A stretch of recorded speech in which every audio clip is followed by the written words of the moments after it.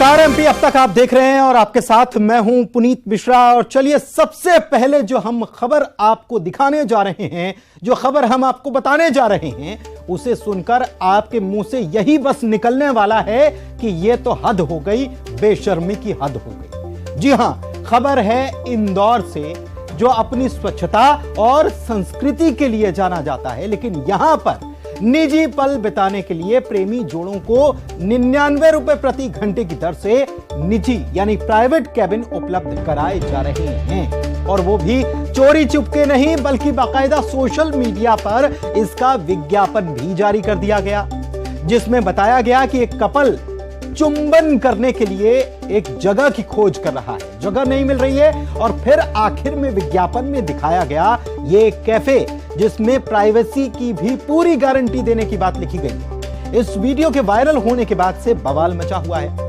अब छतरीपुरा थाना पुलिस ने कैफे संचालक के खिलाफ मामला दर्ज कर लिया है, लेकिन जानकारी के मुताबिक संचालक कैफे पर ताला लगाकर फरार हो चुका है।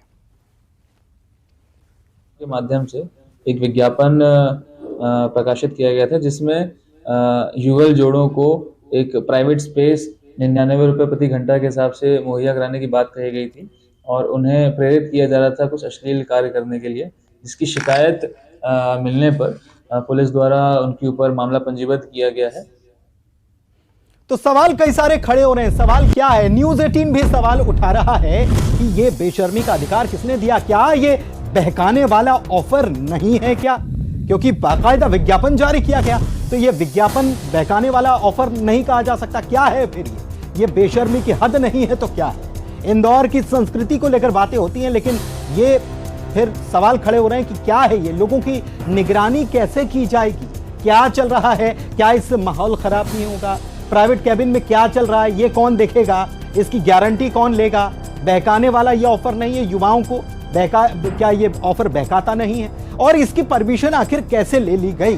क्योंकि हमको याद है कि साइबर कैफे में इसी प्रकार की अवैधानिक गतिविधियां होती थी, और इसीलिए वहां से कैबिन कल्चर हटा दिया गया। लेकिन उसके बावजूद ये कैसे परमिशन मिल गई और ये क्या चल रहा है? सवाल ये भी है कि लोग इसको देखेंगे तो क्या सोचेंगे? बेशर्मी की हद ही इसे कहेंगे। विकास हमारे संवाददाता हमारे साथ जुड़े हुए हैं इंदौर से लाइव, सीधे उन्हीं के पास चलते हैं और उनसे जानते हैं इस विज्ञापन के बाद क्या कुछ चल रहा है, लोगों की प्रतिक्रिया क्या है। विकास, इंदौर ऐसा तो नहीं है, इंदौर स्वच्छता के लिए जाना जाता है, इसकी संस्कृति के लिए जाना जाता है, लेकिन ये इंदौर में चल क्या रहा है? इस प्रकार के ऑफर, इस प्रकार का विज्ञापन जारी करना, ये तो कानून सम्मत भी नहीं है, क्योंकि जिसका हम जिक्र कर रहे थे कि साइबर कैफे, वहां से कैबिन हटा दिए गए, यहां तो कैबिन उपलब्ध कराए जा रहे हैं और इसी काम के लिए।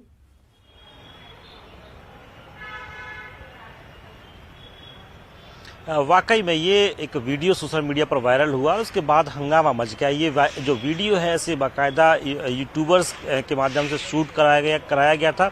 एक कैफ़े संचालक है जिसने इस वीडियो को शूट करवाया था, और इसमें साफ प्रदर्शित कराया गया था कि यदि आप अपने प्रेमी जोड़े जो हैं, यदि वो अपने निजी पलों को आनंदित करना चाहते हैं, निजी पलों को जीना चाहते हैं, तो उनके पास एक बेहतर सहूलियत भरा और सुकून भरा स्थान यदि कोई है तो वो एक कैफ़े है। वहाँ पर 99 रुपए में केबिन उपलब्ध होंगे। इस वीडियो के वायरल होने के बाद हंगामा मच गया और इसकी शिकायत भी की गई। इसके बाद इंदौर की छतरीपुरा थाना पुलिस ने केस दर्ज कर लिया है। वहीं इसके बाद से जो संचालक है वो फरार है। लेकिन अब से कुछ दिन पहले जिस इंस्टाग्राम अकाउंट पर यह वीडियो अपलोड किया गया था, उसी के माध्यम से 3 दिन पहले एक पोस्ट भी उस संचालक ने डाली है और उस वीडियो को भी डिलीट किया और उसमें माफी भी मांगी है। लेकिन सबसे बीच अगर बात की जाए तो जिस प्रकार से खुद पूर्व में बीजेपी के राष्ट्रीय महासचिव कैलाश विजयवर्गीय पब और नाइट कल्चर को लेकर नाराजगी व्यक्त कर चुके हैं, यहाँ की संस्कृति को लेकर नाराजगी व्यक्त कर चुके हैं, तो ऐसे में उनकी चिंता वाकई में बहुत स्वाभाविक हो जाती है कि आखिर इंदौर किस तरफ जा रहा है। कैसे एक कैफे संचालक के मन में इस तरह का विचार उपज लेता है और वो इस तरह के वीडियो शूट करवाता है और प्रेमी जोड़ों को सुकून और सहूलियत देने के लिए 99 रुपए में केबिन ऑफर कर देता है। तो वाकई में ये बेशर्मी की हद कही जाएगी। लेकिन इन सब के बीच पुनीत जो बड़ी बात है वो ये भी है कि आखिर कैसे अब तक ये कैफे संचालित हो रहा था। ये कैफे वीडियो वायरल होने के बाद ज्यादा विवाद में आ गया, लेकिन इससे पहले ये जो कैफे है वो संचालित हो ही रहा था। इसकी भनक किसी को नहीं लगी थी। इसी वजह से ये जो कैफे संचालक है उसकी इतनी हिम्मत बढ़ गई कि उसने एक वीडियो शूट भी करवा लिया, ताकि जहां तक उसकी जानकारी नहीं है वहां तक भी इस वीडियो के माध्यम से जानकारी पहुंच जाए। हैरानी की बात है कि कैसे इंटेलिजेंस और पुलिस के अफसरों के पास इस कैफे रेस्टोरेंट की जानकारी नहीं थी कि यहाँ पर केबिन की आड़ में आखिर चल क्या रहा है। साफ तौर पर यहाँ पर निजी पलों को आनंद लेने के लिए यहाँ पे सिस्टम लागू है इंदौर जो है, खबर ही नहीं कि क्या चल रहा है। प्राइवेट कैबिन उपलब्ध कराया जा रहा है, क्या चल रहा है। ये इंदौर की संस्कृति को लेकर भी ये एक बड़ा सवाल है कि बिगाड़ने का काम कर कौन लोग कर रहे हैं। बहुत शुक्रिया आपका विकास इस जानकारी के लिए। बढ़ते हैं आगे, भोपाल से बड़ी खबर की करेंगे बात। राजधानी में खाद्य विभाग सक्रिय हो चुका है, एक्शन में है और ताबड़तोड़ कार्रवाई भी कर रहा है। अलग अलग जगहों पर खाद्य विभाग दबिश दे रहा है और 2 दिन से यह एक्शन बना हुआ है। लगातार खाद्य विभाग कार्रवाई कर रहा है। रेस्टोरेंट में अलग अलग जगहों पर छापे की कार्रवाई हो रही है और कार्रवाई की गई। रेस्टोरेंट में गंदगी जब पाई गई तो यहां पर एक्शन लिया गया। ढाबे और रेस्टोरेंट से सैंपल कलेक्ट किए गए हैं। खाद्य विभाग की छापेमारी से हड़कंप मचा हुआ है और खाद्य विभाग ने जब छापा मारा तो मिला क्या, ये तस्वीरों में आप देख लीजिए। एक यहां पर बल्क में समोसे बनाए जाते थे बड़ी संख्या में एक साथ, तो वहां कैसे समोसे बनाए जा रहे थे ये देख लीजिए। कितनी गंदगी में समोसे यहां पर बन रहे थे। और भी कई जगहों पर छापे की कार्रवाई खाद्य विभाग ने की। बड़ी खबर भोपाल से। तो 2 तस्वीरें जरा देख लीजिए अब आपके टीवी स्क्रीन पर। देखिए कि पहली तस्वीर आज की है जहां पर खाद्य विभाग ने छापा मारा और दूसरी तस्वीर कल देर रात की है। यहां पर भी भोपाल में समोसा फैक्ट्री जिसका हम जिक्र कर रहे थे, यहां छापा पड़ा था। जांच में पता चला कि गंदगी और कीड़े मकोड़ों के बीच समोसे तैयार किए जा रहे थे, जिसके बाद इदरीस समोसा फैक्ट्री को सील करने की कार्रवाई भी की गई और आज भी कार्रवाई कई रेस्टोरेंट पर की गई है। जितेंद्र हमारे संवाददाता हमारे साथ लाइव जुड़े हुए हैं, सीधे उन्हीं के पास चलते हैं। जितेंद्र, शुद्ध के लिए युद्ध, और ये कवायद जो है काफी पहले से चल रही थी, बीच में थम जाती है, फिर से शुरू हो जाती है। अब खाद्य विभाग फिर से एक्शन में है और एक्शन में है तो खामियां कितनी हैं यह भी नजर आ रहा है। बिल्कुल, अगर बात करें पुनीत, तो ये जो खाद्य विभाग की कार्रवाई का काम है ये रोजाना डेली बेसिस पे होने वाला काम होना चाहिए। हालांकि ये सीजनल होता है, जब त्यौहार आता है तो मावे की जांच हो जाती है, जब ऐसे कुछ जानकारी होती है तो दूध या अन्य चीज़ों की जांच की जाती है। मगर खाद्य विभाग को रोजाना इस तरह के जो है प्रतिष्ठान पर कार्रवाई करना चाहिए, क्योंकि इस तरह की आप जो देख रहे हैं तस्वीरें आम हो चुकी है। लोगों को किस तरह का खाना, दूषित खाना सर्व किया जाता है। ये जो समोसे फैक्ट्री बनाने वाली है इदरीस समोसा फैक्ट्री, ये लोगों को 3 रुपए के हिसाब से समोसा बनाकर आगे सबलेट करते थे। तो जो आगे पहुंचकर बस स्टैंड और रेलवे स्टेशन पर पहुंचते थे, जो यात्रियों की तबीयत खराब करते हैं, तो ऐसे बड़े पैमाने पर 1000 समोसे रोजाना घंटे भर के ये सप्लाई करते थे। और इसके अलावा गुलाब जामुन वाले भी आप देख रहे हैं। तो ये जो चीज़ें हैं, बनाने वाले लोग हैं, इस पर कार्रवाई की रोजाना की जरूरत है, ना कि सप्ताह, महीने या फिर साल में। तो खाद्य विभाग को अलर्ट होकर रोजाना कार्रवाई करना चाहिए। गर्मी का टाइम है, अभी भोपाल में फास्ट फूड का भी ज़्यादा सीजन है। फास्ट फूड लोग बड़े पैमाने पर खाते हैं, उसमें भी बड़े पैमाने पर मिलावट होती है, तो उस पर भी कार्रवाई की जानी चाहिए, क्योंकि लोगों की सेहत लगातार गिरती भी जा रही है। पुनीत, बहुत शुक्रिया आपका इस जानकारी के लिए जितेंद्र। आगे बढ़ते हैं, भोपाल की ही बात करते हैं जहां पर पुलिस हाउसिंग कॉरपोरेशन की संविदा कर्मचारी हेमा मीणा पर लोकायुक्त ने शिकंजा कस दिया। लोकायुक्त की टीम ने हेमा मीणा के घर पर जब छापा मारा तो करोड़ों की काली कमाई का खुलासा हुआ।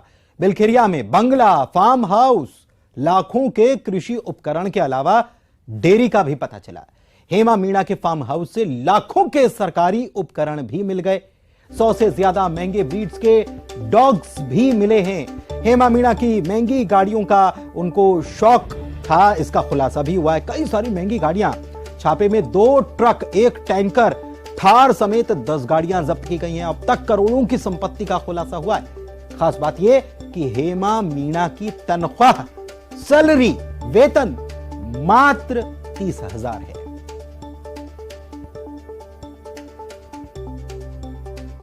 ये सुश्री हेमा मीणा हैं, जो सहायक यंत्री हैं, सहायक उपयंत्री हैं एमपी पुलिस हाउसिंग बोर्ड में जी। इनके खिलाफ 2020 में एक शिकायत प्राप्त हुई थी, जिसमें लेख था कि इनके द्वारा आय से अधिक संपत्ति अर्जित की गई है। चूँकि ये संविदा के पद पर हैं और इनका वेतन काफ़ी कम है, तो उसमें एक जांच प्रकरण लोकायुक्त कार्यालय में दर्ज किया गया और उसमें जांच की गई मेरे द्वारा, और ये पाया गया कि जो इनके द्वारा ये जिस जगह पे आप अभी देख पा रहे हैं, ये पूरा सेटअप इनने इनके फादर के नाम पर परचेज करके बनाया है। और उसके बाद इन्होंने बहुत सारी एग्रीकल्चर लैंड्स भी परचेज की हैं और साथ में इन्होंने कई सारे एग्रीकल्चर। सीएम शिवराज सिंह चौहान ने मंदसौर के सुवासरा विधानसभा इलाके के जवानपुरा गांव में 2374 करोड़ की सिंचाई परियोजना का शिलान्यास कर दिया। इसके बाद सीएम ने सीतामऊ में लाडली बहना सम्मेलन को संबोधित किया। सीएम ने कहा कि 10 जून को बहनों के खाते में 1000 रुपए की राशि पहुंच जाएगी। इसके साथ ही कांग्रेस पर उन्होंने निशाना साधा और कहा कि ये ठगने का काम करते हैं, इसलिए सावधान रहने की जरूरत है। कार्यक्रम में प्रभारी मंत्री राजवर्धन सिंह दत्तीगांव, मंत्री हरदीप सिंह डंग मौजूद थे। सीएम ने समरस पंचायतों को भी सौगात दी। इसके अलावा मंदसौर के मेलखेड़ा में रूप सिंह महाराज की प्रतिमा का अनावरण भी किया, जिससे मध्य प्रदेश की महिलाएं और सशक्त हो सके। और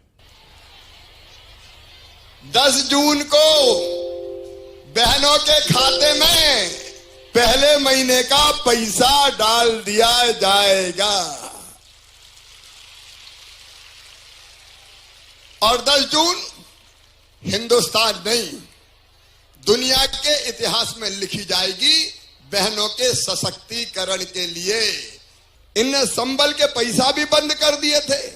ये ठगनाथ वो हैं जिन्होंने बेटियों की शादी तो हो गई, खाते में पैसे ही नहीं डाले, बेटियों को भी ठगने का काम किया। मंदसौर जिले की 1-1 इंच जमीन में सिंचाई की व्यवस्था करेंगे, हम सूखी जमीन नहीं छोड़ेंगे।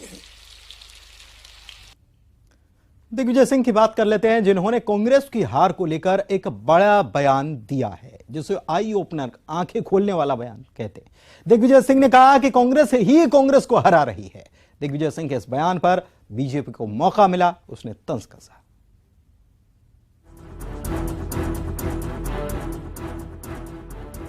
सिंगरौली में पूर्व सीएम और राज्यसभा सांसद दिग्विजय सिंह ने बड़ा बयान दिया। दिग्विजय सिंह ने कहा कि चुनाव में कांग्रेस ही कांग्रेस को हरा रही है। दिग्विजय सिंह ने माना है कि कांग्रेस के कार्यकर्ता एक नहीं है, जिसको सुधारने की जरूरत है। इस तरह से पूरी के पूरी समस्याएं यहाँ पर हैं। कांग्रेस लगातार चुनाव हार रही है, इसलिए हार रही है क्योंकि कांग्रेस पार्टी के कार्यकर्ताओं में एका नहीं। कांग्रेस को हरा रही है, बिल्कुल ये बर्दाश्त हम नहीं करेंगे।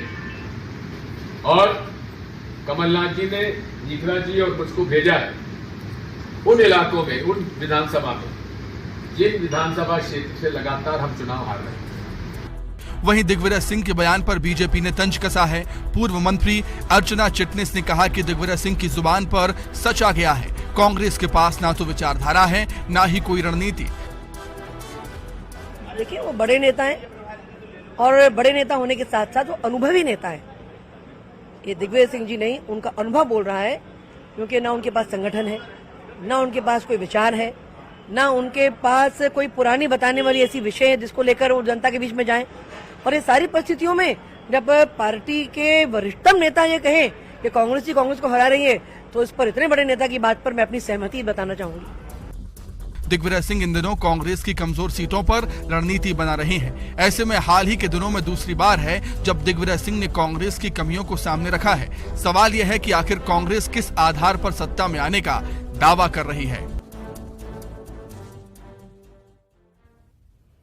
हिंदुओं को साधने के लिए कांग्रेस चुनावी साल में धर्म रक्षा यात्रा निकालने जा रही है। 13 मई को इंदौर में कांग्रेस ये यात्रा निकालेगी। उधर बीजेपी ने कांग्रेस की धर्म रक्षा यात्रा पर निशाना साधा और कहा कि चुनाव आते ही कांग्रेस नेताओं को टीका और टोपी याद आने लग जाती है।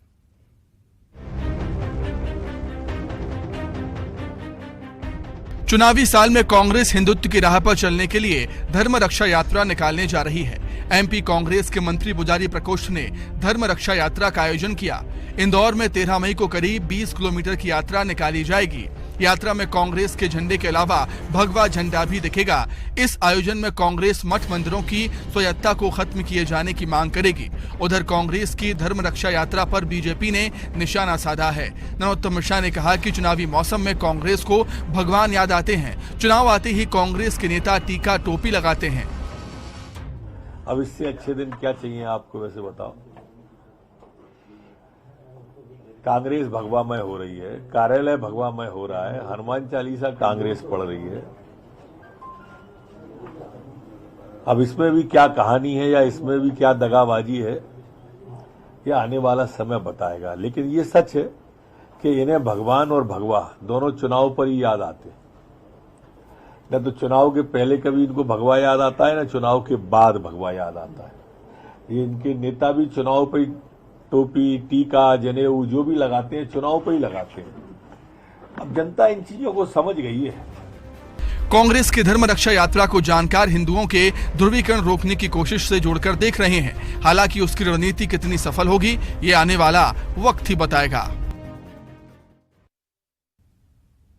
और भोपाल से बड़ी खबर आपको बता रहे हैं। एचयूटी के संदिग्ध आतंकियों को भोपाल कोर्ट में पेश किया गया है। एमपी एटीएस और एनआईए ने हैदराबाद से संदिग्ध आतंकियों को पकड़ा था और 16 लोगों को भोपाल, छिंदवाड़ा और हैदराबाद से कुल गिरफ्तार किया गया।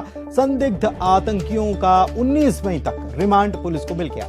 गिरफ्तार संदिग्ध आतंकियों में हैदराबाद के 5 जिसमें मोहम्मद सलीम, अब्दुल रहमान, मोहम्मद अब्बास अली शामिल हैं। डेंटिस्ट शेख जुनैद मोहम्मद हमीद को भी हैदराबाद से ही गिरफ्तार किया गया है।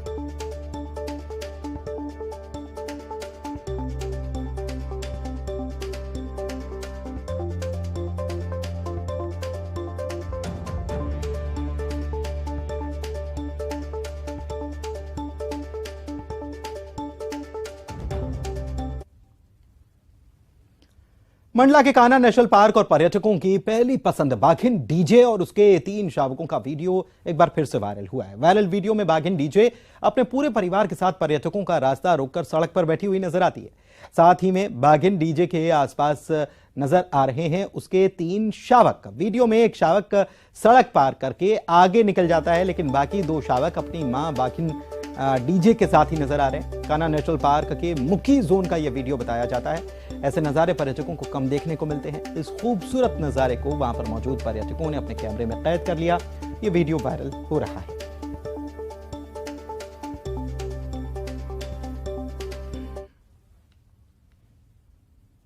और आइए अब देखते हैं 25 सेकंड में खबरें। एचयूटी के संदिग्ध आतंकियों की भोपाल कोर्ट में हुई पेशी। एमपी एटीएस और एनआईए ने हैदराबाद से किया था गिरफ्तार। 19 मई तक मिली रिमांड। 16 संदिग्ध भोपाल, छिंदवाड़ा से पकड़े गए। वर्ष 2022 के एमपी गौरव सम्मान की सरकार ने की घोषणा। पुलिस में हॉक फूड्स को गया गौरव सम्मान। इंदौर के 56 दुकान एसोसिएशन और गायत्री परिवार को गौरव सम्मान। भोपाल में चयनित शिक्षकों ने अपनी मांग को लेकर किया प्रदर्शन। खाली पदों को भरने की मांग। 3रे चरण की काउंसिलिंग की भी अपील।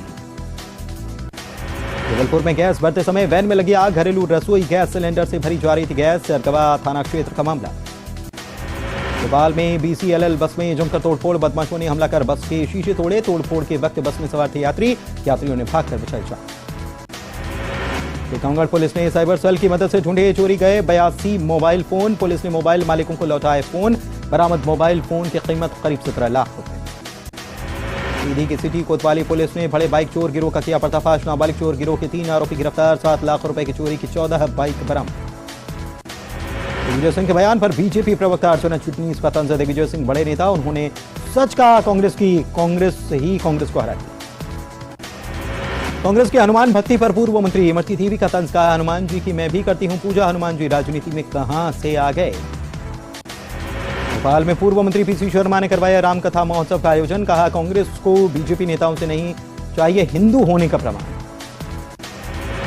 जबलपुर में सांसद सुमित्रा वाल्मीकि का बड़ा बयान। हिंदू विरोधी है मुख्यमंत्री ममता बनर्जी। बंगाल में द केरल स्टोरी बैन करने को बताया तुष्टीकरण। और इसी के साथ एमपी अब तक के इस बुलेटिन में फिलहाल इतना ही। मुझे दीजिए इजाजत। खबरों का सिलसिला जारी। नमस्कार।